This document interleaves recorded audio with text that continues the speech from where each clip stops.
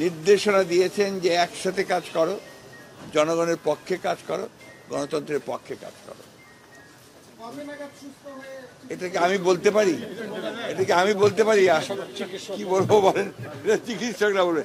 আমরা আশা করি যে খুব শীঘ্রই তিনি চিকিৎসা শেষে ফিরে আসবেন। শুকরিয়া আদায় করছি যে আল্লাহ তাআলার অশেষ রহমতে আমাদের দেশের গণতন্ত্রের আপসীর নেত্রী, জনগণের সবচাইতে আদরের নেত্রী, যিনি স্বাধীনতা, সার্বভৌমত্ব, গণতন্ত্রের প্রশ্নে আপসীন, তিনি তার চিকিৎসার জন্যে আগামী 7 তারিখে তিনি সম্ভবত রাতে তিনি লন্ডনের উদ্দেশ্যে যাত্রা করবেন তার চিকিৎসার জন্যে।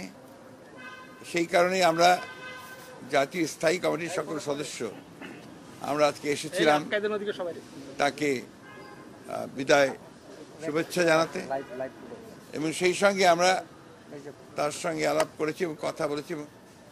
পরম করুণাময় আল্লাহ তাআলার কাছে এই দোয়া চেয়েছি আমরা যে আল্লাহ তাআলা তাকে যেন সম্পূর্ণ সুস্থ করে আবার আমাদের মাঝে, দেশের মানুষের মাঝে ফিরে নিয়ে আসেন, এবং আমাদের যে গণতন্ত্রের জন্য যে আমাদের সংগ্রাম চলছে সেই সংগ্রামে তিনি নেতৃত্ব দেন এবং সেই সংগ্রামকে সফল করেন।